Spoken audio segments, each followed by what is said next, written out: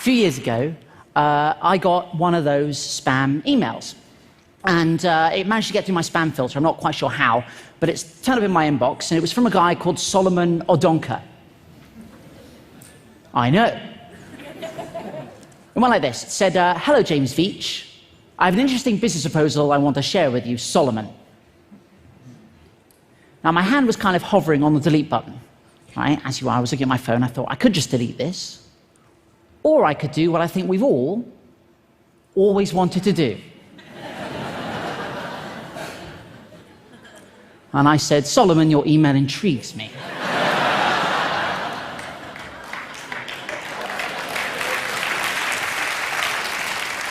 And the game was afoot. He said, dear James Veitch, we shall be shipping gold to you. You will earn 10% of any gold you distribute. So I knew I was dealing with a professional.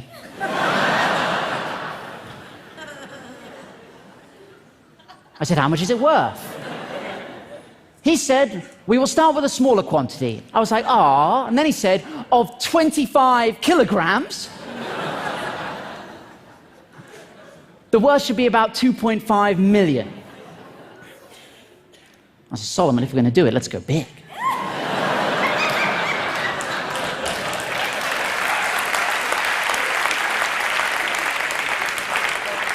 I can handle it. How much gold do you have? He said, it's not a matter of how much gold. How much is you're capable of handling? What? We can start with 50 kilograms as a trial shipment. I said, 50 kilograms? There's no point doing this at all unless you're shipping at least a metric ton.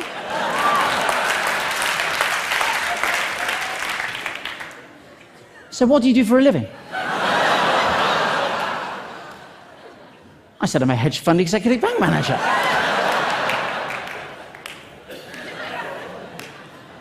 This isn't the first time I've shipped bullion, my friend. No, no, no. Then I started to panic. I was like, now look, where are you based? I don't know about you, but I think we're going via the postal service. It ought to be signed for. Right, that's a lot of gold. He said, oh, it'll not be easy to convince my company to do a larger quantity shipment. And I said, Solomon, I'm completely with you on this one.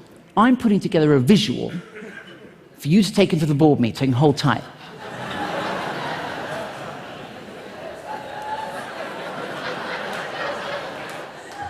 This is what I sent Solomon.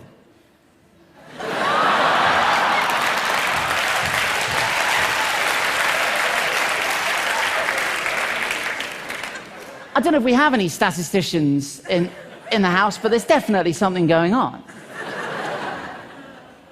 I said, Solomon, attach this email, you'll find a helpful chart.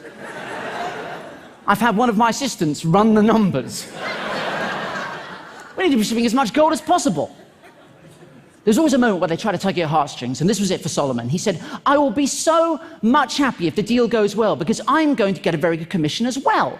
And I said, that's amazing. What are you going to spend your cut on? And he said, on real estate, what about you? I thought about it for a long time. And I said one word. Hummus.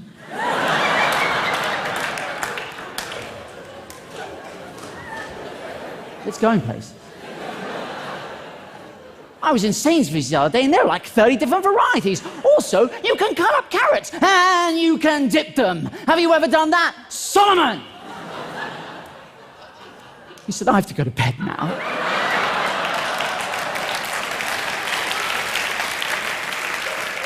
Till tomorrow, have sweet dreams. I didn't know what to say. I said, bonsoir, my golden nugget, bonsoir. Guys, you have to understand, this has been going for like weeks, albeit hitherto the greatest weeks of my life, but I had to knock it on the head. It was getting a bit out of hand. Friends were saying to me, James, do you want to come out for a drink? I was like, I can't, mate, I'm expecting an email about some gold. You know? So I figured I had to knock it on the head. I had to take it to a ridiculous conclusion. So I thought I concocted a plan. I said, look, Solomon, I'm concerned about security. When we email each other, we need to use a code. And he agreed. And I said, Solomon, I spent all night coming up with this code. We need to use it in all further correspondence. Lawyer. Gummy bear. Bank, cream egg. Legal, fizzy cola bottle, claim peanut M&Ms, documents, jelly beans, Western Union. Guys, a giant gummy lizard. I knew these were all words they use, right? I said, please call me Kit Kat and all further correspondence.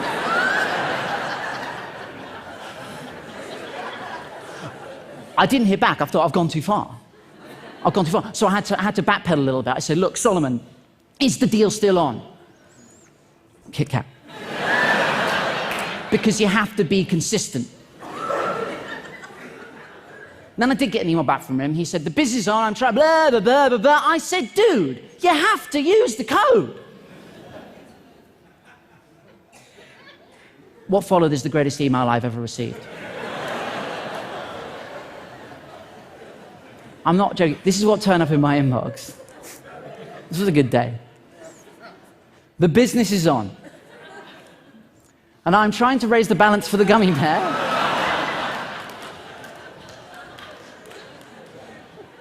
So he can submit all the needed fizzy cola bottle jelly beans to the cream egg for the peanut M&Ms process to start. Send £1,500 via a giant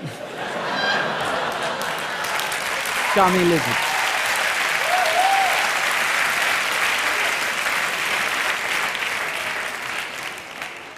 And that was so much fun, right, that it got me thinking, like, what would happen if I just spent as much time as I could replying to as many scam emails as I could? And that's what I've been doing for 3 years on your behalf. Yeah. Let me tell you, crazy stuff happens when you start replying to scam emails. It's really difficult, and I highly recommend we do. I don't think what I'm doing is mean, right? You know, there are a lot of people out there who do mean things to scammers. I don't think what I'm doing, all I think I'm doing all I'm doing is wasting their time. Right? And I think any time they're spending with me is time they're not spending scamming vulnerable adults out of their savings, right? If you're going to do this, and I highly recommend you do, get yourself a pseudonymous email address. Don't use your own email address, because that's exactly what I was doing at the start, and it was a nightmare. Because, you know, I'd wake up in the morning and have like 1,000 emails about penis enlargements, you know, only one of which was a legitimate response to a medical question. But I tell you what, though, guys, I tell you what, any day is a good day. Any day is a good day if you receive an email that begins like this. I am Winnie Mandela, the second wife of Nelson Mandela, the former South African president. I was like, oh, that Winnie Mandela. I know so many. I need to transfer $45 million out of the country because of my husband Nelson's health condition. Let that sink in. She sent me this, which is hysterical. And this looks fairly legitimate. This is a letter of authorization, but to be honest, if there's nothing written on it, it's just a shape. I said, Winnie, I'm really sorry to hear of this. Given that Nelson died 3 months ago, I describe his health condition as...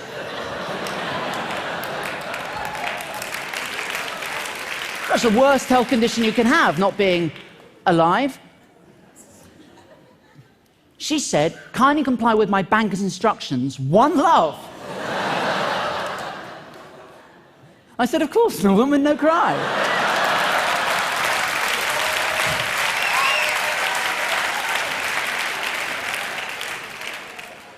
She said, my banker would need transfer of $3,000. One love. I said, no problemo. I shot the sheriff.